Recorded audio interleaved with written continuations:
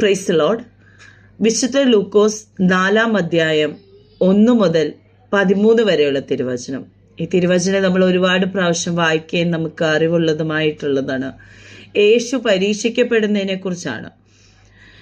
യേശു പരിശുദ്ധാത്മാവ് നിറഞ്ഞവനായി യോർദാൻ വിട്ടുമടങ്ങി. ആത്മാവ് അവനെ മരുഭൂമിയിലേക്ക് നടത്തി. പിശാച് അവനെ 40 ദിവസം പരീക്ഷിച്ചുകൊണ്ടിരുന്നു. ആ ദിവസങ്ങളിൽ അവൻ ഒന്നും ഭക്ഷിച്ചില്ല. അവ കഴിഞ്ഞപ്പോൾ അവന് വിശന്നു.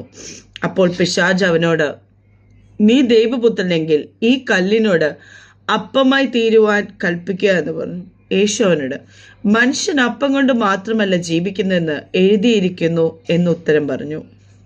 പിന്നെ പിശാച് അവനെ മേലോട്ട് കൂട്ടിക്കൊണ്ടുപോയി ലോകത്തിലെ സകല രാജ്യങ്ങളും ക്ഷണനേരത്തിൽ അവനെ കാണിച്ചു.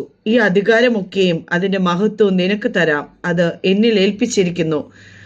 എനിക്ക് മനസ്സുള്ളവന് ഞാൻ കൊടുക്കുന്നു. നീ എന്നെ നമസ്കരിച്ചാൽ അതെല്ലാം നിന്റേതാകുമെന്ന് അവനോട് പറഞ്ഞു. യേശു അവനോട്, നിന്റെ ദൈവമായ കർത്താവിനെ നമസ്കരിച്ച് അവനെ മാത്രമേ ആരാധിക്കാവൂ എന്ന് എഴുതിയിരിക്കുന്നു എന്ന് ഉത്തരം പറഞ്ഞു. പിന്നെ അവനെ യെരൂശലേമിലേക്ക് കൂട്ടിക്കൊണ്ടുപോയി ദേവാലയത്തിന്റെ ഗോപുരത്തിൽ നിർത്തി അവനോട്, നീ ദൈവപുത്രനെങ്കിൽ ഇവിടെ നിന്ന് താഴോട്ട് ചാടുക.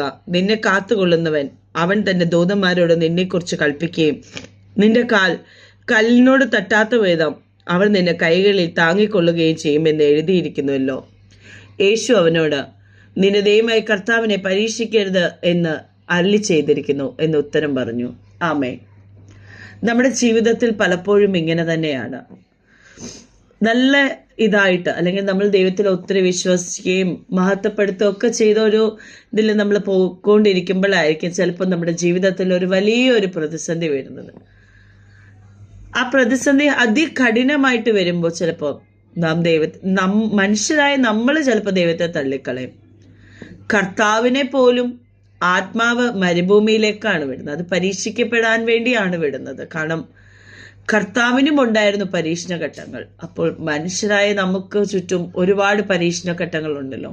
എന്നാൽ യേശു ഇത്രയധികം വേദന അനുഭവിക്കുമെന്നും യേശു വന്നത് നമുക്ക് വേണ്ടിയാണെന്നും കർത്താവിന് നന്നായിട്ടറിയാം.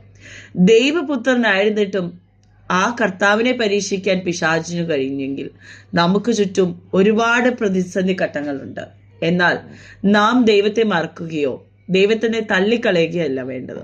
നാം ദൈവത്തോട് കൂടുതൽ അടുക്കുക. കാരണം സ്വന്തം മകനെ തന്ന കർത്താവിന് നമ്മളെ എത്രമാത്രം ഇഷ്ടമായിരിക്കും എന്ന് വിചാരിക്കും. അതുകൊണ്ട് തന്നെ ദൈവത്തോട് നാം കൂടുതൽ അടുക്കുമ്പോൾ ഈ പ്രതിസന്ധി ഘട്ടങ്ങളോ ഈ പിശാചിന്റെ ഇതൊന്നും നമ്മളെ ബാധിക്കുകയില്ല. നാം ദൈവത്തോട് കൂടുതൽ അടുക്കുമ്പോൾ ദൈവത്തിന് നമ്മളോട് ഒരുപാട് സ്നേഹമാണുള്ളത്. നല്ലൊരു ദിവസം ആശംസിക്കുന്നു. നന്ദി.